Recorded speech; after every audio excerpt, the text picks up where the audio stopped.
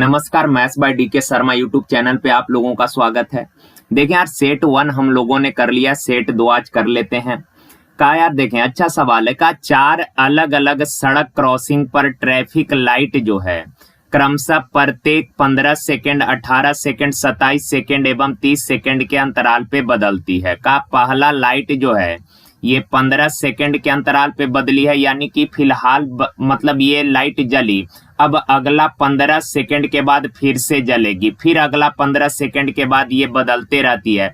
तो कहा ये चारों लाइट जो है 15 सेकेंड, 18 सेकेंड, 27 सेकेंड एवं 30 सेकेंड के अंतराल पे बदलती है। कहा यदि वे सभी 6:10 कहने का मतलब हुआ यार 6 घंटा 10 मिनट यानी 6:10 पर एक साथ बदली थी, तो अब वे एक साथ कितने बजे बदलेंगी। तो देखें यार, चारों लाइट को बदलने में लगे टाइम का जो एलसीएम होगा ना यार, इन चारों लाइटों को बदलने में लगे टाइम का जो एलसीएम होगा, तो 15, 18, 27 और 30 का एलसीएम निकालिएगा, कितना आ जाएगा 270 सेकेंड में टाइम दिया है, तो ये 270 सेकेंड। तो यार इन चारों लाइटों को बदलने में लगे टाइम का जो एलसीएम आएगा, ये एलसीएम दर्शाएगा कि ये चारों लाइट जो है हर 270 सेकेंड के बाद एक साथ बदलेगी। ये चारों लाइट हर 270 सेकेंड के बाद एक साथ बदलेगी। तो सवाल का पहली बार जो है 6:10 पर एक साथ बदली थी, तो अब कितने सेकेंड पर या कितने बजे एक साथ बदलेगी। तो यार 200 हर 270 सेकेंड के बाद एक साथ बदलती है। तो मेरे भाई 270 को अगर चेंज करिएगा मिनट में, तो 60 से डिवाइड करिएगा, 6 चौक 24, 240 मिनट। तो यहाँ हो गया 4 मिनट और 30 सेकेंड।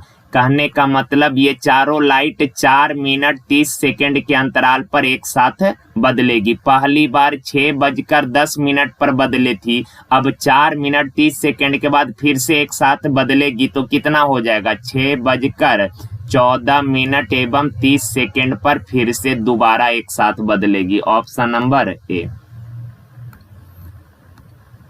देखिए, का अनुषा एक सैंडल को इसके विक्रय मूल्य का 7/10 पे खरीदती है। का विक्रय मूल्य के 7/10 पे खरीदी। 7/10 कहने का मतलब हुआ विक्रय मूल्य अगर 10 है तो खरीदी है, यानी कि क्रय मूल्य होगा कितना 7। अब आगे कहा इसके विक्रय मूल्य से 10% अधिक पर बेच दी। तो मेरे भाई विक्रय मूल्य है 10 यूनिट का, इससे 10% ज्यादा में बेच दी, तो 10 का अगर 10% निकालिएगा तो कितना आएगा 1 आएगा। तो 1 ज्यादा में बेची है, यानी कि अब जो नया विक्रय मूल्य है, नया एसपी है, वो है कितना 11 यूनिट। सवाल कहा कि उसका लाभ प्रतिशत ज्ञात करें। देखें यार, 7 में खरीदी थी, अब जो है 11 में बेच रही है, कितने का प्रॉफिट हो रहा है 4 का प्रॉफिट हो रहा है। 4 का प्रॉफिट कितना पे क्रय मूल्य पे यानी 7 पे, तो 7 बट्टा में परसेंट में रिजल्ट मांगा 100 से गुना, 400/7। यार 7 से डिवाइड करिएगा, 7 × 5 = 35, 5 0 7 7 49, 57 पॉइंट समथिंग, यानी ऑप्शन नंबर बी। देखिए, का एक वस्तु की कीमत 900 रुपए अंकित किया गया है, मार्क प्राइस दिया है 900 रुपया का, उस पर 8% और 8% का 2 क्रमिक छूट दिया गया। यदि इन 2 छूट के स्थान पर 16% की एकमात्र छूट दी जाती तो विक्रेता को कितनी हानि या लाभ होता। सुनिए यार, एक चीज आपको पता होगा, जैसे मान लीजिए X% एवं Y% का 2 क्रमागत छूट दिया गया। X% एवं Y% के 2 लगातार छूट के समतुल्य एकमात्र छूट जो होगा वो होगा X + Y - X × Y/100। ये चीज आपको पता होगा।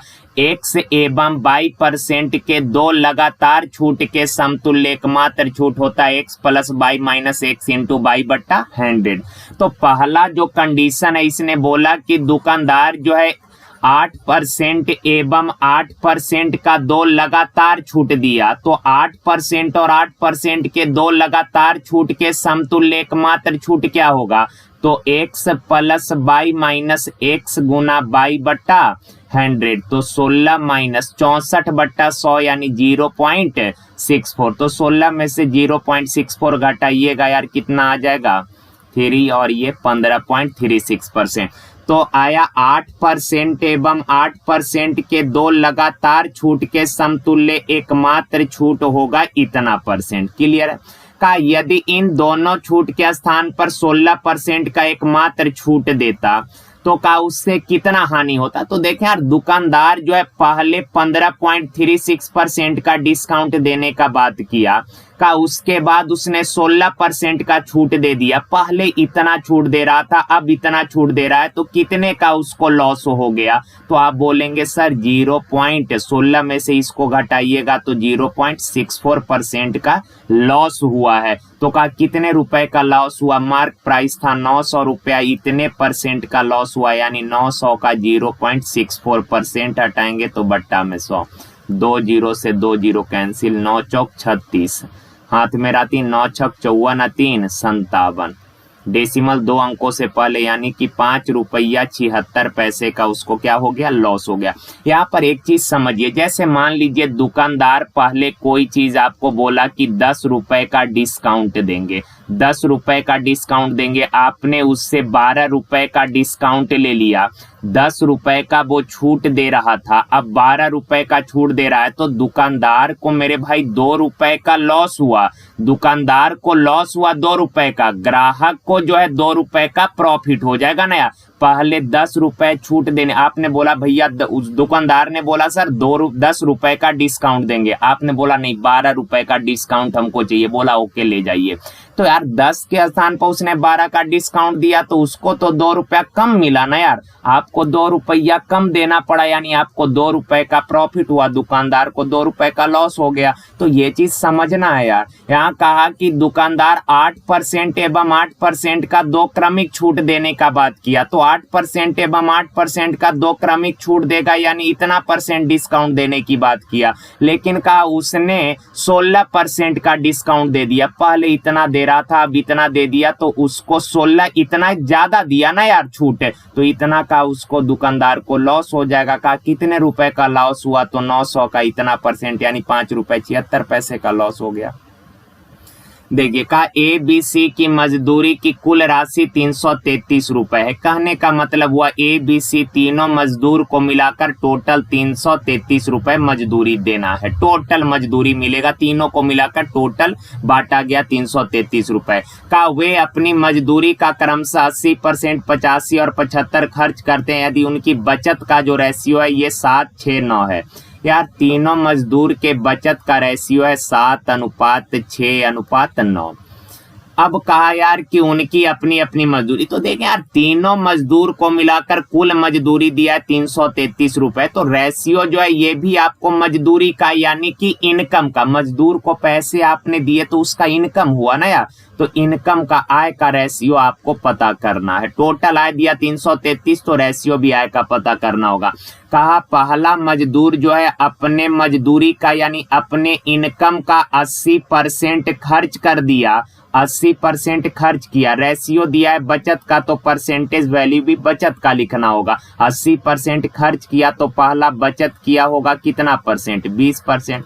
20% का फ्रैक्शन कितना, 1/5। कहने का मतलब हुआ पहला मजदूर का इनकम है 5 यूनिट, उसने बचत किया है 1 यूनिट, पर बचत दिया है क्या यूनिट, 7। तो 1 यूनिट 7, तो 5 यूनिट का वैल्यू इनकम, यानी 5 यूनिट का वैल्यू कितना, 35। ओके का दूसरा मजदूर जो है उसने 85% खर्च कर दिया, 85 खर्च किया तो सेविंग किया होगा कितना परसेंट, 15%। तो 15% का फ्रैक्शन हुआ 3/20। कहने का मतलब दूसरा मजदूर का इनकम है 20 यूनिट, उसने बचत किया है 3 यूनिट, पर एक्चुअल में दूसरा का बचत दिया है कितना, 6 यूनिट। 3 यूनिट का वैल्यू 6, तो 1 यूनिट का वैल्यू 2, 1 यूनिट 2 है, तो 20 यूनिट का वैल्यू कितना, 20 दूना 40। आगे का तीसरा मजदूर जो है 75% खर्च कर दिया, 75 खर्च कर दिया तो बचत किया होगा कितना परसेंट, 25%। 25% का फ्रैक्शन 1/4, यानी तीसरा मजदूर का आय 4 यूनिट है तो बचत होगा 1 यूनिट, पर 1 यूनिट का वैल्यू दिया है 9, तो 4 यूनिट का वैल्यू कितना, 9 चौक 36। तीनों मजदूर का इनकम निकाल लिए, तो यार तीनों मजदूर को मिलाकर टोटल इनकम कितना है, 35 + 40 + 76 करिएगा 100, 11। तीनों मजदूर का टोटल इनकम है 111 यूनिट, पर एक्चुअल में टोटल इनकम दिया है 333 रुपया। 111 यूनिट 333, तो एक यूनिट का वैल्यू कितना, 3 रुपया। एक यूनिट 3 तो कहा तीनों की मजदूरी, तो पहला का 35, एक 3 तो 35 कितना होगा, 3 पचे 15, 3 तिया 9 10, 105, 40 तिया 120 रुपए, 36 तिया 108 रुपए। तीनों का इनकम पता है, ऑप्शन बी। देखिए कहा सम लंबाई पर दो विभिन्न मोटेपन की मोमबत्तियां एक ही समय पर जलाई गई। सम लंबाई कहने का मतलब हुआ सम यानी बराबर, बराबर लंबाई की दो मोमबत्तियां हैं। कहा सवाल में मोटी मोमबत्ती को 6 घंटे जलना चाहिए और पतली को 2 घंटे कम जलना चाहिए। देखें यार गौर से, नजरे सामने यार, ये दो मोमबत्ती है मेरे भाई,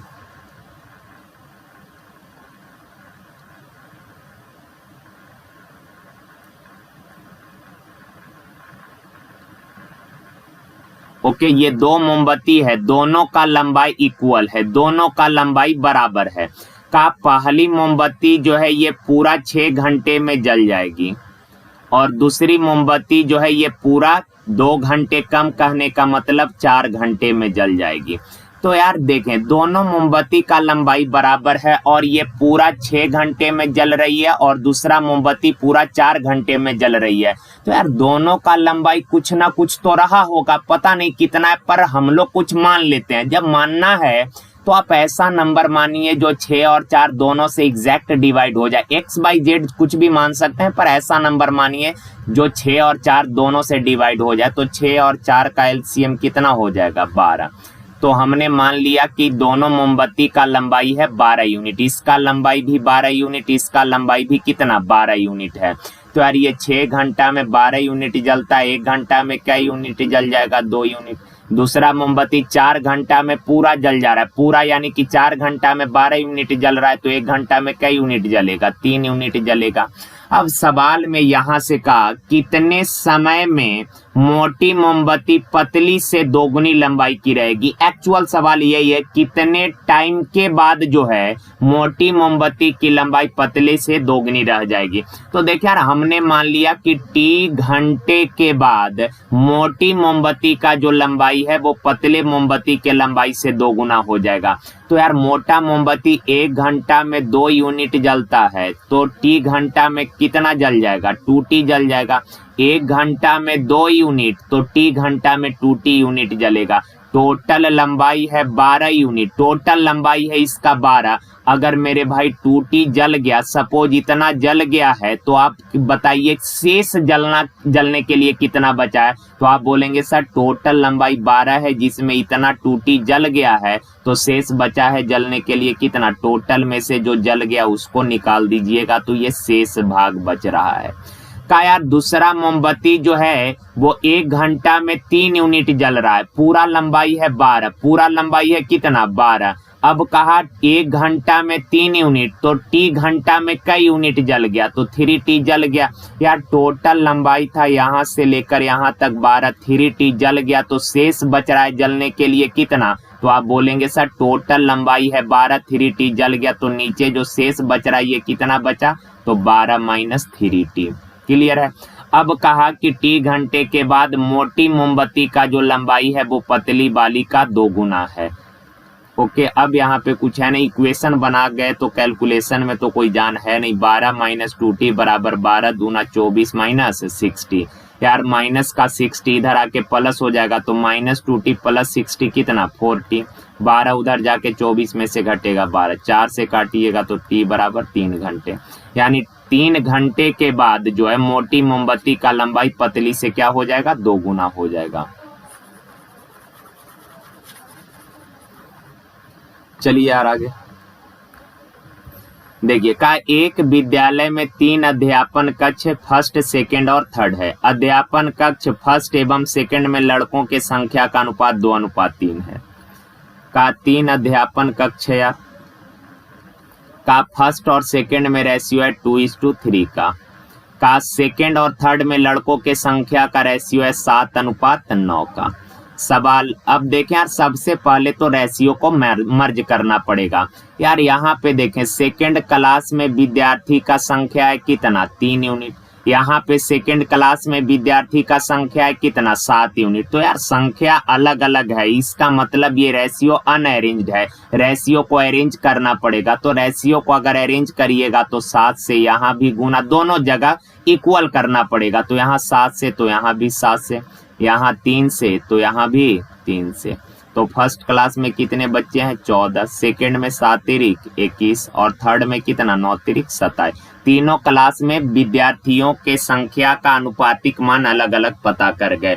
अब सवाल में कहा कि तीनों अध्यापन कक्ष में लड़कों की कुल संख्या 124 है, तीनों को मिलाकर टोटल 124 विद्यार्थी हैं। तो यार फर्स्ट क्लास में 14 लड़के हैं, सेकंड क्लास में 21 लड़के हैं, थर्ड में 27। तो तीनों को मिलाकर टोटल कितने लड़के हैं 7 1 8 4 12, 2 2 4 1 5 1 6। तीनों क्लास को मिलाकर टोटल लड़कों का संख्या 62 यूनिट है, पर एक्चुअल में दिया है कितना 124। एक यूनिट का वैल्यू मेरे भाई कितना 2, एक यूनिट 2 है। तो कहा थर्ड क्लास में कितने लड़के हैं, तो यार थर्ड क्लास में लड़कों का संख्या कितना है 27 यूनिट, एक यूनिट बराबर 2, तो 27 यूनिट बराबर 27 दूना 54। Option A. देखिए क्या राहुल एवं राकेश ने मिलकर एक व्यापार शुरू किया तथा 1/2 एवं 1/3 के अनुपात में पूंजी लगाया। यार राहुल है और दूसरा पार्टनर राकेश है, का इन दोनों के पूंजी का जो रेशियो है ये दिया 1/2 1/3। रेशियो फ्रैक्शन में अरेंज करिएगा तो क्रॉस करिएगा तो कितना हो जाएगा पूंजी का रेशियो 3:2। अब आगे सवाल में कहा 4 माह बाद राहुल ने अपने पूंजी का आधा भाग वापस ले लिया। कहा आगे व्यापार शुरू करने के 8 महीने के बाद 510 रुपए का लाभ हुआ, तो राहुल का हिस्सा ज्ञात करना है। देखें यार 8 महीने के बाद टोटल 510 रुपए का लाभ हुआ, यानी कि ये बात क्लियर हो गया कि ये जो बिजनेस है ना ये टोटल 8 महीने का बिजनेस है।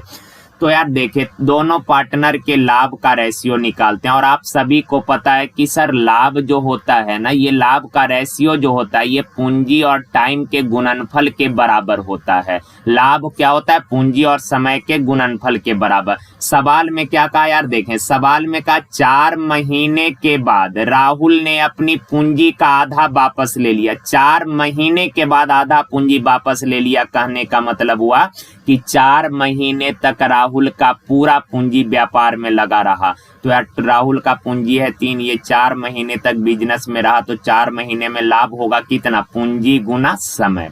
उसके बाद कहा आधा पैसा वापस ले लिया, टोटल पूंजी था 3, आधा ले लिया तो शेष बचा है कितना आधा, यानी 3/2 अभी शेष बच रहा है। अब का ये शेष पूंजी जो है बिजनेस में अगले कई महीने तक रहेगा। आप बोलेंगे सर टोटल व्यापार 8 महीने का है, 4 महीने तक पूरा पूंजी रहा, तो शेष जो बचाना आधा ये अगले 4 महीने तक बिजनेस में लगा रहेगा। तो राहुल को 8 महीने में टोटल इतने का प्रॉफिट होगा। राकेश के बारे में सवाल में कुछ नहीं बोला, कहने का मतलब हुआ कि राकेश का पूरा पूंजी जो है बिजनेस में पूरे टाइम तक अर्थात 8 महीने तक लगा रहा, तो राकेश का लाभ क्या होगा राकेश का पूंजी गुना राकेश का समय। दोनों का लाभ पता यार 2 दूना 4, 3 चौक 12, 3 दूना 6, 12 और 6 18, 8 दूना 16। रेशियो छोटा कर लीजिए 2 से 9, 2 से 8। यार राहुल का लाभ है 9 यूनिट, राकेश को लाभ हुआ 8 यूनिट, तो दोनों को मिलाकर टोटल लाभ कितना हुआ 17 यूनिट, पर एक्चुअल में टोटल लाभ दिया है कितना 510 रुपया। तो 1 यूनिट का वैल्यू कितना 30 रुपया, 1 यूनिट 30 है, तो कहा राहुल का हिस्सा ज्ञात करें। राहुल का हिस्सा है 9 यूनिट, 1 यूनिट 30, तो 9 यूनिट 9 तिया 27, 270 रुपया। Option A. देखिए कहा एक पानी के टंकी में 3 पाइप लगे हैं जिनके व्यास क्रमशः 1 सेंटीमीटर, 1 से 1/3 सेंटीमीटर एवं 2 सेंटीमीटर है। यार 3 पाइप है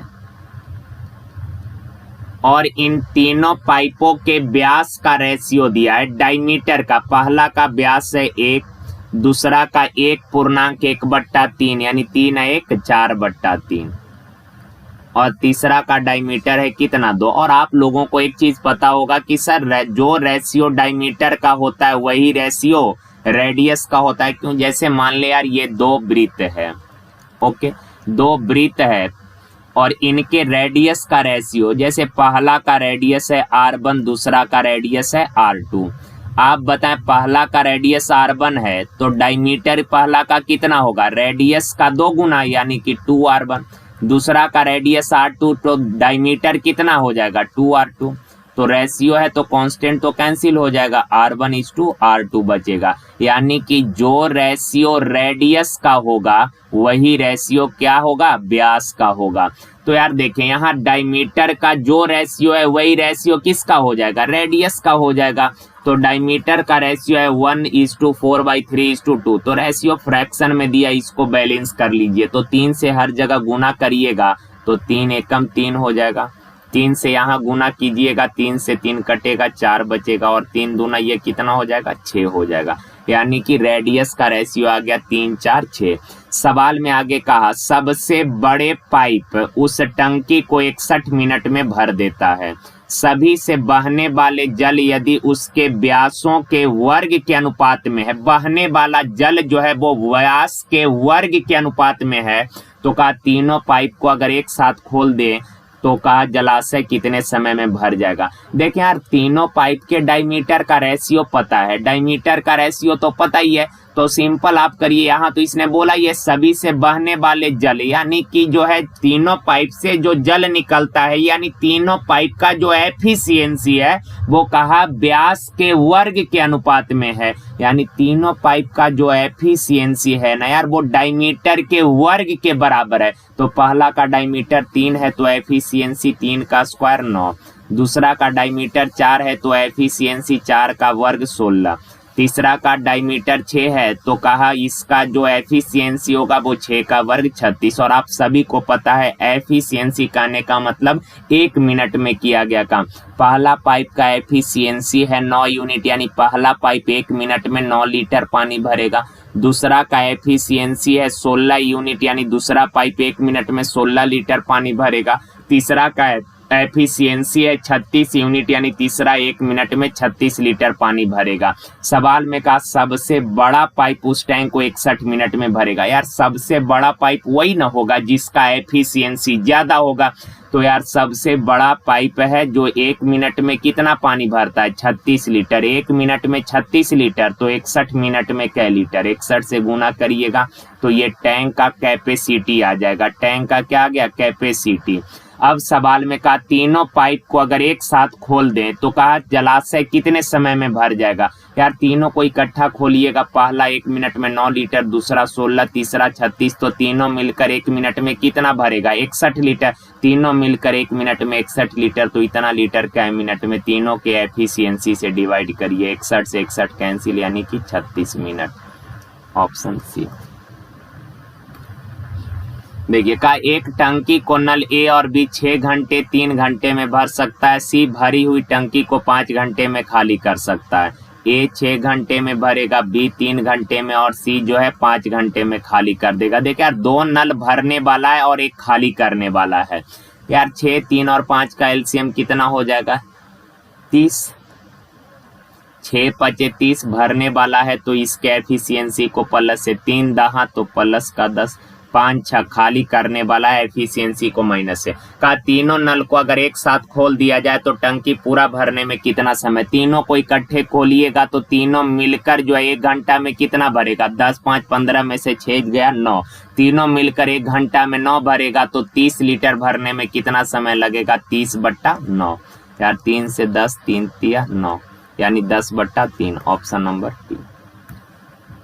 देखिए कहा 10 मीटर की एक सीढ़ी को जमीन से 6 मीटर की ऊंचाई पर खिड़की तक पहुंचाने के लिए दीवार के साथ लगाया गया। कहा 10 मीटर लंबा एक सीढ़ी है जो जमीन से 6 मीटर की ऊंचाई पर एक खिड़की स्थित है, उस तक लगाया गया। देखिए यार ये जमीन है, ये क्षैतिज रेखा है सतह का, यहाँ से 6 मीटर के ऊंचाई पर जो है एक खिड़की है।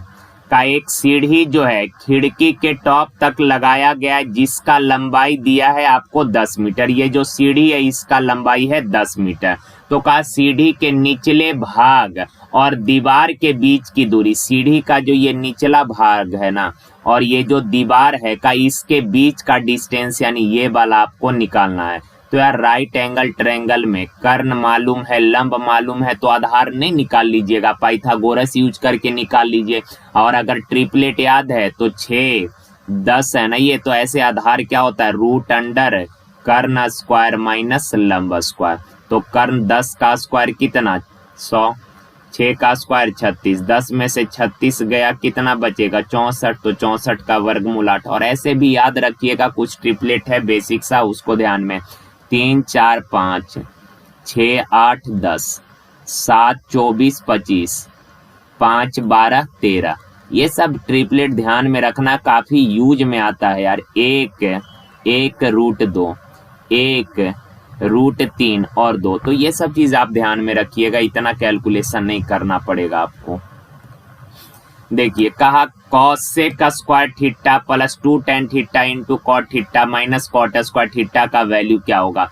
देखिए यार इस कंप्लीट व्यंजक के बराबर कुछ नहीं दिया है, इसके बराबर में कुछ नहीं दिया, इसका मतलब ये किसी रिलेशन को एग्जिस्ट नहीं करता। आप यहाँ एंगल का वैल्यू कुछ भी ले लीजिए, जो दिल करे वो लेकर सवाल को सॉल्व कर सकते हैं। बस ध्यान रखिएगा कि ऐसा एंगल ना लें जिससे कि रिजल्ट इन्फिनिटिव आ जाए। इसके अलावा जो दिल करे वो ले सकते हैं। तो यहाँ पे थीटा क्या ले लें यार, थीटा 45 डिग्री ले लेते हैं, 60 30 जो मर्जी वो ले सकते हैं, पर 45 डिग्री ले लीजिए। चूंकि 90 डिग्री लीजिएगा तो यहाँ पे इन्फिनिटिव बन जाएगा, और अगर 0 डिग्री लीजिएगा तो भी इन्फिनिटिव बन रहा होगा। तो 45 ले लेते हैं। अच्छा 30 60 45 कोई ले सकते हैं। तो यार cosec का स्क्वायर थीटा, तो थीटा 45 लीजिएगा तो cos 45 क्या होता है रूट 2, तो रूट 2 का square plus 2 tan 45 1 cot 45 1 minus cot 45 1 तो 1 का स्क्वायर रूट 2 का स्क्वायर 2 प्लस 2 माइनस 1, 4 में से 1 गया कितना 3, ऑप्शन डी। देखिए का एक त्रिभुज की तीनों माध्यिकाओं का संपात बिंदु यानी तीनों माध्यिकाओं का जो कटान बिंदु है, जैसे ये त्रिभुज है और इस त्रिभुज के तीनों माध्यिका कहने का मतलब हुआ कि वर्टेक्स से सामने वाली भुजा के मिड पॉइंट को मिलाने वाली रेखा माध्यिका कहलाती है। इस शीर्ष से सामने वाली भुजा के मध्य बिंदु को मिलाने वाली जो ये रेखा है ये इस त्रिभुज का माध्यिका होगा। और माध्यिका का कि इन तीनों माध्यिकाओं का जो कटान बिंदु है, तीनों माध्यिकाओं का जो ये कटान बिंदु है ये क्या कहलाता है, तीनों माध्यिकाओं का कटान बिंदु केंद्रक कहलाता है, सेंट्रोइड कहलाता है। देखिए ये अच्छा सवाल है। देखिए यार 1/1 प्लस 1/1 प्लस 1/1 प्लस 1/x बराबर दिया है 5/8, आपको x का वैल्यू निकालना है। देखिए यार इस टाइप का सवाल जब भी आपको करने को आ जाए ना तो आप करना है कुछ नहीं, सिंपल जिस टाइप का अरेंजमेंट बाएं साइड है ना उसी तरह का अरेंजमेंट आप दाएं साइड करिए। जैसे बाएं साइड ऊपर में 1 है और दाएं साइड कितना है 5 है, तो यहाँ पे 1 बनाने के लिए क्या करिएगा, आप बोलेंगे सर देखें बाएं साइड 1 है, दाएं साइड भी 1 बनाना है, तो 5 से ऊपर नीचे डिवाइड कर दीजिए, ऊपर भी 5 से और नीचे भी 5 से। तो 5 से 5 कटेगा, ऊपर में क्या बचेगा 1, नीचे देखिए यार 5 से अगर 8 में भाग दीजिएगा तो एक बार में लगेगा, शेष बचेगा कितना 3। तो इसको क्या लिखते हैं 1 पूर्णांक 3/5 यानी 1 प्लस 3/5। तो ये भाग दीजिएगा 5 एकम 5, शेष बच गया कितना 3/5। ओके यहाँ तक सही है। अब देखें यार यहाँ पे 1 था, यहाँ भी 1 हो गया, यहाँ पे 1 है मेरे भाई, यहाँ 1 है तो यहाँ भी 1 बनाना पड़ेगा। तो 1 बनाने के लिए 3 से डिवाइड कर दीजिए, ऊपर में 3 से तो नीचे में भी 3 से, तो यहाँ आ गया 1/1 प्लस 1/3 से 5 में डिवाइड करिएगा तो 3 एकम 3, शेष बच गया 2/3। ओके ना। अब देखिए यार यहाँ 1 है पर यहाँ कितना है 2 है, तो 1 बनाने के लिए अगेन 2 से डिवाइड करिए, तो 2 से ऊपर डिवाइड किए तो 2 से नीचे भी डिवाइड करना होगा। तो 1/1 प्लस 1/3 1 प्लस 2 में 2 से डिवाइड करिएगा 1, और नीचे यार 2 से 3 में डिवाइड करिएगा तो 1 प्लस 1/2 बचेगा।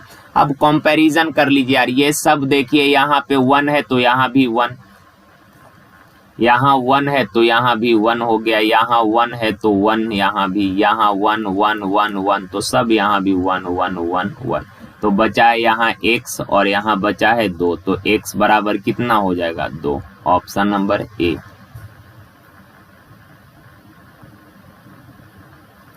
का निम्न में से कौन सा संबंध सही है?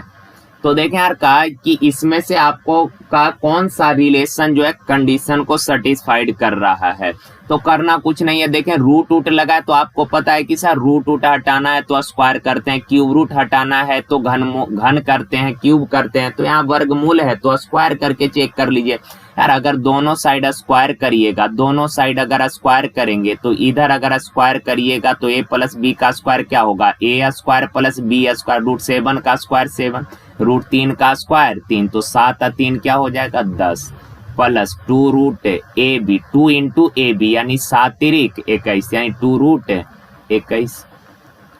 यहाँ पे स्क्वायर करेंगे तो रूट 5 का स्क्वायर 5, रूट 5 का स्क्वायर 5 5 कितना 10, प्लस 2 रूट कितना 5 5 25। अब देखें यार आप जरा एक चीज बताइए, 10 तो यहाँ भी है, 10 यहाँ भी है, 2 यहाँ भी है, 2 यहाँ भी है, तो इसके वजह से इसके मान में तो कोई परिवर्तन नहीं होगा। ये बड़ा छोटा होने के लिए डिपेंड करता है इस वाला वैल्यू पे। यहाँ रूट 21 है और यहाँ रूट 25 है, तो यार आप बताएं रूट 21 जो है क्या रूट 25 से बड़ा है? आप बोलेंगे नहीं सर रूट 21 जो है 25 से क्या है छोटा है, तो क्या ये सिंबल लगाना सही है? नहीं, तो यहाँ पे ये गलत है। तो जब भी ऐसे सवाल करने के लिए आए ना तो आप इतना ना करें स्क्वायर स्क्वायर, सिंपल करिए, क्या आप गुना करके देख लीजिए आप। यहाँ पे देखिए इन दोनों को गुना करिएगा, और एक चीज ध्यान में रखना है, ऐसा ये रिलेशन तभी सही होगा जब यहाँ पे जो है दोनों जगह सम इक्वल, 7 3 10 5 5 10, 5 5 10, 2 8 10, 5 5 10, 7 3 10, अगर ये इक्वल है तो बड़ा छोटा का अगर पहचान करना कुछ नहीं करना, इसको सिंपल मल्टीप्लाई कर लीजिए, 7 तिरिक 21, 5 5 25, तो 21 क्या 25 से बड़ा है? नहीं, तो ये रिलेशन गलत है। या देखे 5 5 25, 2 8 16, तो यार 25 जो है 16 से क्या है बड़ा है, तो ये रिलेशन सही है। या 5 5 25, 7 तिरिक 21, तो यहाँ भी 25 21 से बड़ा, अर्थात ये रिलेशन भी सही है, यानी कि 2 और 3, ऑप्शन नंबर बी।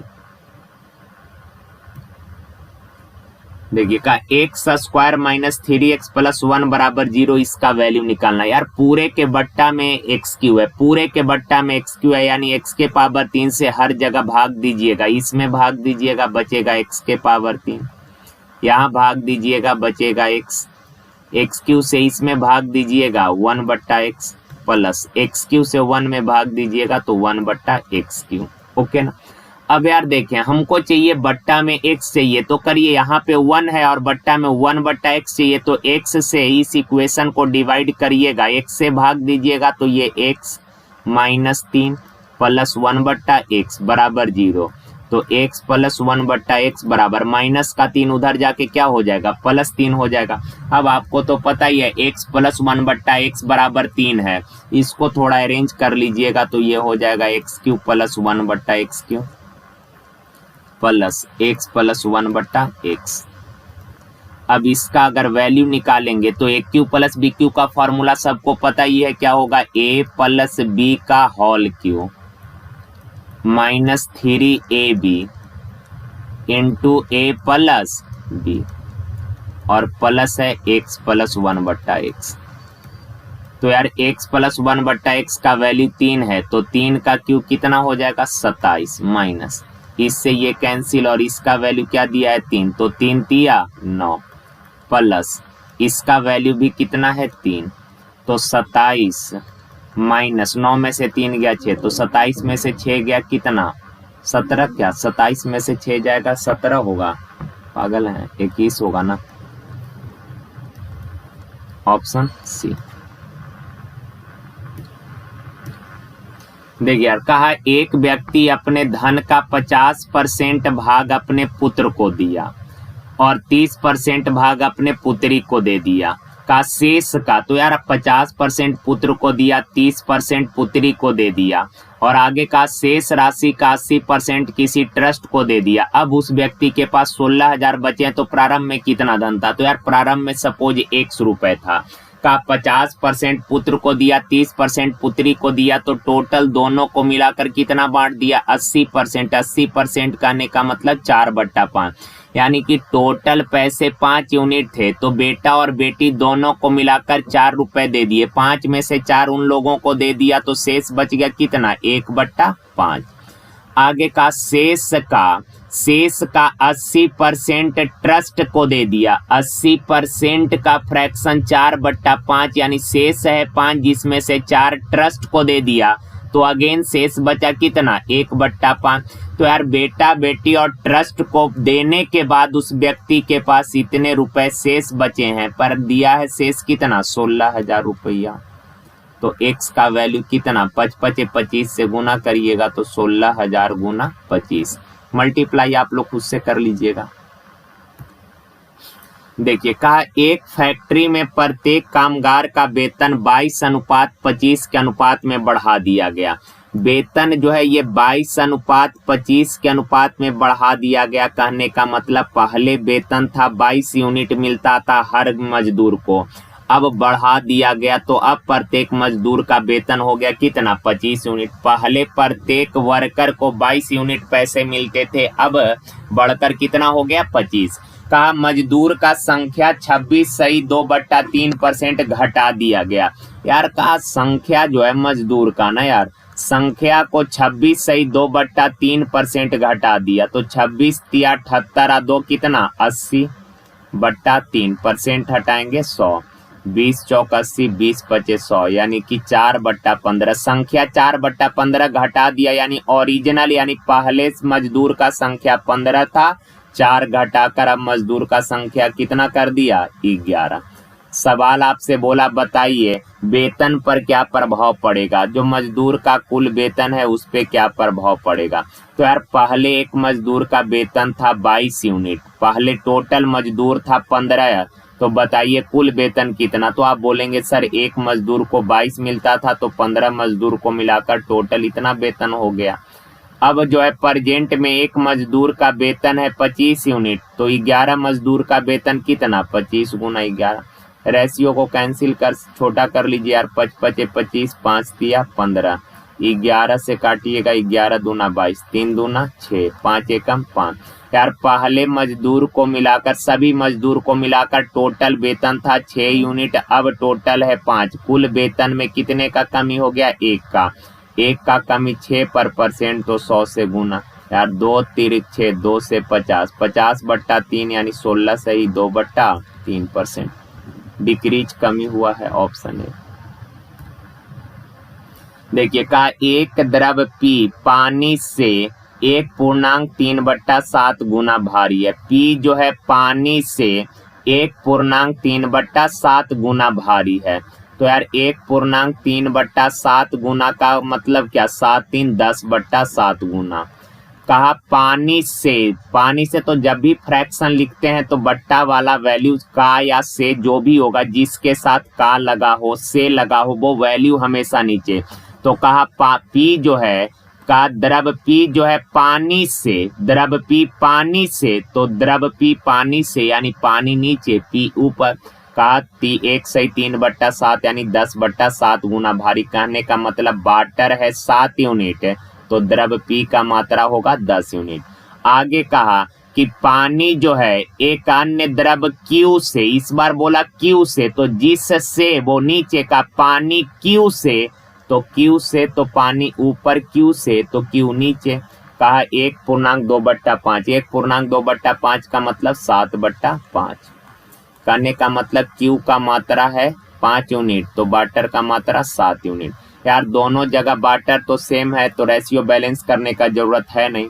अब आगे कहा कि P के मात्रा को, कहा द्रव P के मात्रा को द्रव Q के 7 लीटर के मात्रा में मिलाया जाता है, ताकि मिश्रण का वजन उतना हो सके जितना पानी के आयतन के समान हो। कहा कि P द्रव का कुछ मात्रा जो है क्यू द्रव के 7 लीटर के साथ मिलाया जाता है तो जो नया मिक्सचर बनेगा ना, पी और क्यू दोनों द्रव को मिलाने से जो नया मिक्सचर बनेगा उसका वजन उतना ही होगा जितना कि पानी का वजन है। तो यार एलिगेशन लगा लीजिए, पी और क्यू को मिलाकर एक नया मिक्सचर, दो द्रव को मिलाकर नया मिक्सचर बना रहे हैं, तो एलिगेशन लगा लीजिए। पी का मात्रा है कितना 10 यूनिट, क्यू है कितना 5 का, इन दोनों को मिलाए तो जो यहाँ पे मिक्सचर बनाना, इस मिक्सचर का वजन पानी के बराबर यानी 7 के बराबर है। अब यार देखें, 7 में से 5 गया 2, 10 में से 7 गया कितना 3। कहने का मतलब द्रव क्यू का 2 यूनिट मात्रा लिए हैं, द्रव क्यू का 2 यूनिट मात्रा, सॉरी द्रव पी का 2 यूनिट मात्रा और द्रव क्यू का 3 यूनिट मात्रा को आपस में मिलाकर एक नया मिक्सचर बनाए हैं। पी का 2 यूनिट, क्यू का 3 यूनिट लिए हैं। क्यू का मात्रा है 3 यूनिट पर एक्चुअल में दिया है कितना 7 लीटर, तो 3 यूनिट का वैल्यू 7 लीटर, तो 1 यूनिट का वैल्यू कितना हो जाएगा 7/3, 1 का वैल्यू 7/3, तो का पी का मात्रा ज्ञात करें तो 2 का मात्रा कितना 7/3 से गुना करिएगा 14/3 लीटर, 14/3 यानी कि 4 तिया 12 2 14/3, ऑप्शन नंबर डी।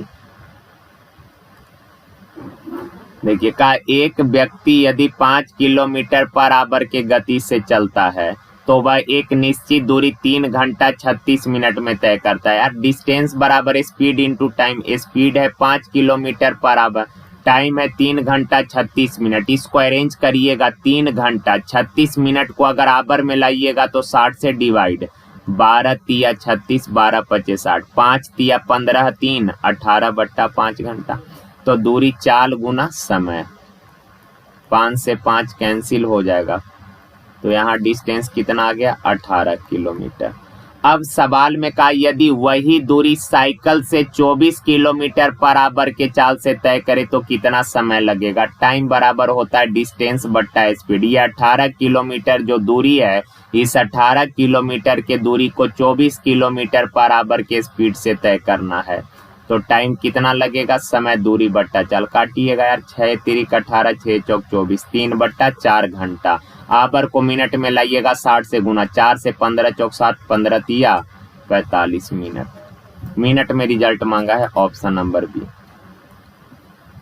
देखिए कहा किसी त्रिभुज में आधार 6√3 सेंटीमीटर है तथा आधार का कोण 30 डिग्री तथा 60 डिग्री है, तो त्रिभुज की ऊंचाई ज्ञात करें। सुनिएगा गौर से यार, समझिए चीजों को थोड़ा। जैसे मेरे भाई ये सपोज राइट एंगल ट्रायंगल है, ABC एक समकोण त्रिभुज है, ये 90 डिग्री है।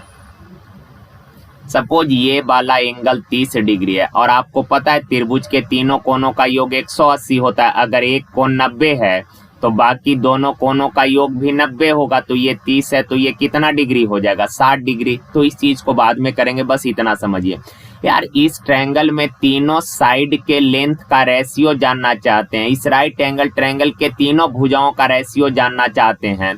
तो आप देखें यार, एक चीज पता होगा कि जो एंगल लीजिएगा ना यार, उसके सामने का भुजा लंब कहलाएगा। राइट एंगल में 90 के सामने का भुजा ये कर्ण है, 30 के सामने ये वाला लंब, तो ये वाला आधार होगा। तो आप बताएं यार, tan 30 डिग्री बराबर क्या होता है। आप बोलेंगे सर 30 होता है 1/√3 और tan होता है लंब बट्टा आधार, लंब बट्टा आधार। तो 30 डिग्री के लिए ये वाला लंब है 1 यूनिट, आधार है कितना √3 यूनिट, तो 1√3 ट्रिपलेट कितना, ये 2 हो जाएगा। अगर नहीं पता है तो पाइथागोरस थ्योरम यूज करिएगा तो कर्ण 2 आ जाएगा। समझ रहे हैं बात। तो 30 डिग्री के लिए ये वाला है 1, 30 के सामने 1, ये √3 और ये कितना हो जाएगा 2 हो जाएगा। समझ गए। अगर सपोज ये है 60 डिग्री तो tan 60 क्या होता है √3/1, tan 60 डिग्री होता है √3/1। तो ये लंब है, ये आधार, तो 60 के सामने ये वाला लंब है √3, ये आधार है 1, तो ये हो जाएगा कितना 2। समझ गए बात।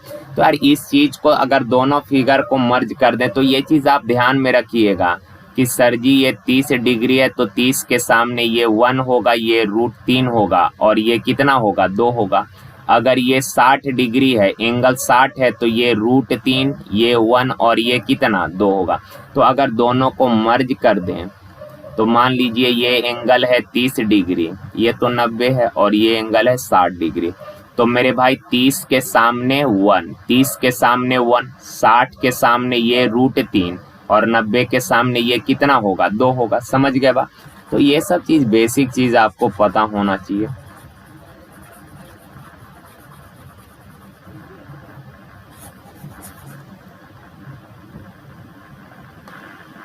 देखिए कहा किसी त्रिभुज में आधार 6√3 है। ये त्रिभुज है सपोज, इसका जो बेस है ये दिया है 6√3 सेंटीमीटर का आधार का कोण 30 डिग्री एवं 60 डिग्री है। तो यार ये 30 है, ये 60 है, 30 और 60 90, तो ये तीसरा कोण भी कितना होगा 90। करने का मतलब ये राइट एंगल ट्रायंगल हो गया, ये समकोण त्रिभुज हो गया। तो समकोण त्रिभुज में यार 60 डिग्री के सामने वाला भुजा कितना √3, 30 डिग्री के सामने कितना 1, 90 के सामने कितना 2। तो यार तीनों भुजाओं के रेशियो पता चल गया। अब यार ये आधार का लंबाई है 2 यूनिट, लेकिन एक्चुअल में आधार का लंबाई दिया है कितना 6√3 सेंटीमीटर। 2 यूनिट 6√3, तो 1 यूनिट का वैल्यू कितना 3√3। 1 यूनिट 3√3 है, तो बताइए इस साइड का लेंथ कितना √3 का वैल्यू कितना। तो आप बोलेंगे सर 1 का वैल्यू 3√3 है, तो √3 का वैल्यू 3 गुना 3√3 हो जाएगा कितना 9। इसका वैल्यू कितना 1 का वैल्यू 3√3। तो ये जो राइट एंगल ट्रायंगल है ना यार, इस राइट एंगल ट्रायंगल के तीनों साइड का लेंथ पता कर गए हम लोग। ये वाला 60 है डिग्री, इस फिगर को थोड़ा फोल्ड कर देते हैं ऐसे, ये है 30 डिग्री और ये है 90 डिग्री।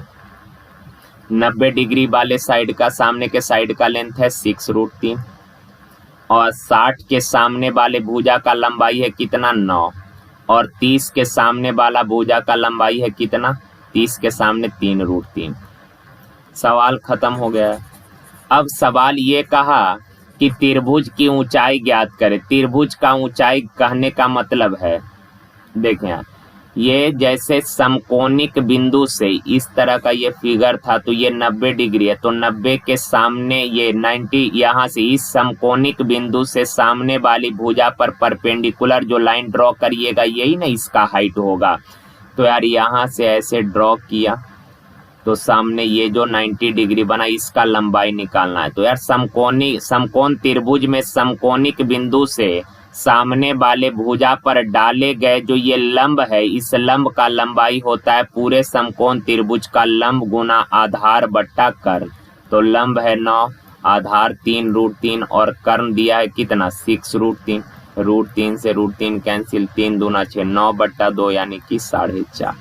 ओके, तो इस सवाल में इतना टाइम खराब नहीं करना, ऐसे बेसिक चीज समझ गए तो आपको अगर चीजें पता है तो आप सिंपल करिए। क्या जैसे बोला एक समकोण एक त्रिभुज है का ए आधार का कोण जो है 30 डिग्री है एवं ये 60 डिग्री है।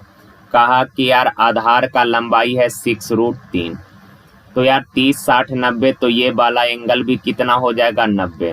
तो यार 60 के सामने ये √3, 30 के सामने 1 और 90 के सामने ये कितना 2 यूनिट का वैल्यू 6√3 है, तो 1 यूनिट का वैल्यू कितना हो जाएगा 3√3। 1 यूनिट 3√3 है, तो √3 यूनिट का वैल्यू कितना हो जाएगा 9। 1 यूनिट का वैल्यू कितना 3√3।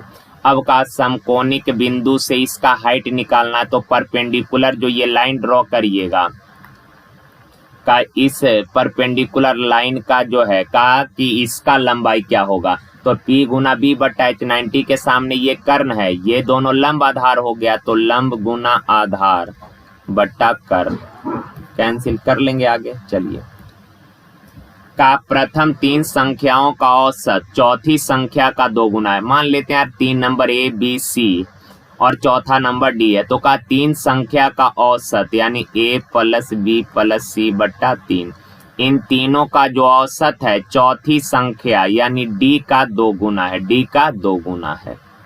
ओके, तो यार यहाँ से a plus b plus c बराबर कितना 6d। आगे का चार संख्याओं का औसत 12 है। चार संख्या है a b c d, तो इन चारों का औसत अगर 12 है तो इन चारों का औसत 12 है तो इन चारों का योग कितना हो जाएगा 12 चौक 48। तो यार यहाँ से a plus b plus c बराबर क्या हो जाएगा 48 माइनस डी। तो a plus b plus c 48 minus D बराबर 6d। माइनस डी उधर जाएगा 7d बराबर 48। तो d बराबर कितना 48/7। Option number C. देखिए का रेलगाड़ी P बिंदु A से 10 बजे चलती है और 60 किलोमीटर पर आवर की एक समान गति से सीधी ट्रैक पर 360 किलोमीटर दूरी तय करके बिंदु B पर पहुंचती है। का यार यहाँ पे कोई पॉइंट A है। ओके, यहाँ से एक रेलगाड़ी चली और 360 किलोमीटर की डिस्टेंस ट्रेवल करके पॉइंट B पर पहुंचती है। तो ये टोटल डिस्टेंस है 360 किलोमीटर। ओके, अब देखें यार कहा कि A से जो P चली है ये चली है 10 बजे प्रातः कितना के स्पीड से 60 किलोमीटर पर आवर के स्पीड से। दूसरी गाड़ी B से चली है 11 बजे। इसका स्पीड निकालना है, मान लेते हैं v किलोमीटर पर आवर है। आगे सवाल में कहा कि यार रेलगाड़ी P को यह रेलगाड़ी बिंदु B से 120 किलोमीटर के दूरी पर पार कर जाती है। जैसे ये दोनों गाड़ी एक दूसरे के अपोजिट डायरेक्शन में चलना प्रारंभ की और कहा Q गाड़ी जो है का B से 120 किलोमीटर के डिस्टेंस पर जो है A को क्रॉस कर जाती है। देखें यार जब भी ये क्रॉसिंग वाला सवाल आए ना तो सबसे पहले ये देख लीजिए कि दोनों का टाइम इक्वल है कि नहीं। अगर टाइम इक्वल नहीं है तो टाइम इक्वल बना लीजिए। ये 10 बजे चली है यहाँ से, ये 11 बजे चली है यहाँ से, यानी ये 1 घंटा पहले चली है। तो ये 60 किलोमीटर पर आवर के चाल से चलकर 1 घंटा में कितना किलोमीटर डिस्टेंस ट्रेवल कर ली 60 किलोमीटर। 10 बजे चली थी, 60 के चाल से चलकर 1 घंटा में 60 किलोमीटर दूरी तय की, 11 बजे यहाँ आ गई। आप बताएं यार 11 बजे के बाद दोनों के बीच डिस्टेंस बचा है कितना। आप बोलेंगे सर टोटल डिस्टेंस 360 है, 60 इसने तय कर लिया तो शेष बच रहा है ये डिस्टेंस कितना 300 किलोमीटर। अब सवाल कहा कि दूसरी गाड़ी जो है B से चली और B से 120 किलोमीटर के डिस्टेंस पर 120 किलोमीटर के दूरी पर A को पार कर जाती है। तो यार आप बताएं 11 बजे यहाँ टोटल डिस्टेंस 300 है, 120 यहाँ तक डिस्टेंस 120 है, तो ये वाला डिस्टेंस कितना रहा होगा। तो 300 में से 120 गया 180। कहने का मतलब जितने टाइम में A यहाँ पहुंचा, दोनों एक ही समय चलना प्रारंभ की, एक ही समय 11 बजे दोनों चलना प्रारंभ की और का दूसरी गाड़ी जो है स्टेशन B से 120 किलोमीटर के दूरी पर का रेलगाड़ी P को पार कर जाती है। तो यार रेलगाड़ी P जो है एक जितने समय में 180 किलोमीटर डिस्टेंस ट्रेवल की है का दूसरी रेलगाड़ी Q उतने ही टाइम में 120 किलोमीटर दूरी तय की है। तो यार पहला रेलगाड़ी को 180 किलोमीटर दूरी तय करने में कितना समय लगा, तो समय बराबर दूरी बट्टा 4। दूसरा गाड़ी को 120 किलोमीटर डिस्टेंस V के चाल से चलकर तय करने में कितना समय लगा, समय बराबर दूरी बट्टा 4। और दोनों का टाइम इक्वल है। 6 3 18, 3 से काटिएगा 40, तो V बराबर कितना 40 kilometre per hour. Option D. देखिए का एक व्यक्ति 150 रुपए पर 4 वर्ष के लिए और 600 रुपए 2 वर्ष के लिए उधार दिए, दोनों से 90 रुपए ब्याज प्राप्त हुआ। तो ब्याज का दर निकालना, यार रेट मान लेते हैं R% है, तो का 150 रुपए पर R% के दर से 4 वर्षों का ब्याज कितना होगा 4R%, परसेंट हटाइएगा 100।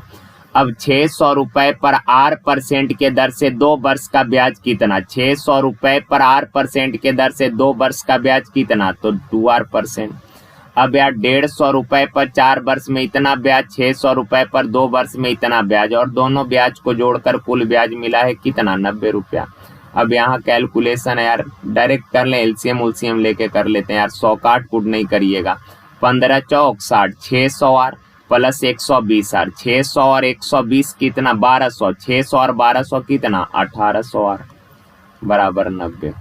2 जीरो से 2 जीरो कैंसिल, 18 पचे 90, तो रेट आ गया कितना 5%। देखिए का ए बी और सी तीन भाई है, ए की आयु बी के बराबर है, ए का एज जो है बी के बराबर है। सपोज यार ए का एज अगर x साल है तो बी का भी एज कितना होगा x वर्ष। आगे का तीन भाई के आयु का योग जो है सी के आयु का 5 गुना, तीनों भाइयों के आयु का जो योग है वो सी के आयु का 5 गुना है। तो यार सी का आयु अगर 22 वर्ष है तो ये कंडीशन क्या दिया कि तीनों भाइयों की आयु का योग सी की आयु का 5 गुना, तीनों के आयु का योग यानी x प्लस वाई, इन तीनों के आयु का योग जो है सी के एज का 5 गुना है, सी के एज का 5 गुना है। तो 2x बराबर कितना, y उधर जाएगा 4y, तो x बराबर कितना हो जाएगा 2y। इक्वेशन बेस्ड सवाल है तो इसको सॉल्व भी करना पड़ेगा आपको। फिर आगे कहा कि 3 वर्ष पहले ए की आयु सी के आयु के 3 गुना था। 3 वर्ष पहले ए का आयु, ए का परसेंटेज x वर्ष है तो 3 साल पहले ए का एज कितना x माइनस 3। सी का परसेंटेज 22 साल है तो 3 साल पहले सी का एज कितना y माइनस 3। और इसने रिलेशन दिया कि 3 वर्ष पहले जो है ए की आयु सी के आयु का 3 गुना था, तो 3 गुना। अब यार देखें x का वैल्यू है 2y, तो x के जगह तो 2y लिख ही सकते हैं, 2y माइनस 3 बराबर 3 से गुना करिएगा 3y माइनस 9, 2y इधर आके घटेगा y, माइनस का 9 इधर आके प्लस, तो माइनस 3 प्लस 9 कितना 6। तो सवाल का 4 वर्ष बाद सी की आयु, यार सी का परसेंटेज है 6 साल, सी का परसेंटेज कितना है 6 साल, तो का 4 वर्ष बाद सी का एज कितना हो जाएगा 6 या 4 10 साल, ऑप्शन डी। देखिए कहा यदि एक नौ नदी के विपरीत धारा में 35 किलोमीटर की यात्रा 60 घंटे में, धारा के विपरीत नाव का चाल होता है x माइनस वाई, और का 35 किलोमीटर 7 घंटे में गया तो विपरीत में चाल क्या होगा 5 किलोमीटर पर आवर। का धारा के साथ यानी धारा के दिशा में उतना ही दूरी 5 घंटे में, तो धारा के दिशा में चाल x प्लस वाई, और उतना ही दूरी यानी 35 किलोमीटर दूरी 5 घंटे में तय की है तो चाल क्या होगा दूरी बट्टा समय 7। अब कहा कि स्थिर जल में नाव की गति यानी कि मेरे भाई y का वैल्यू निकालना है। तो यार दो वेरिएबल का योग और उन दोनों का अंतर पता है, योग और अंतर पता है, छोटा वाला वैल्यू निकालना है तो दोनों को घटाकर 2 से भाग। 9 की गति पूछा यानी x का वैल्यू निकालना, 9 का गति x है तो x का वैल्यू निकालना है यार, x का वैल्यू निकालना है, बड़ा वाला निकालना है, तो दोनों को जोड़कर 2 से डिवाइड कर दीजिएगा, कितना 6, ऑप्शन डी। चलिए यार आज के लिए यहीं तक, थैंक यू, धन्यवाद।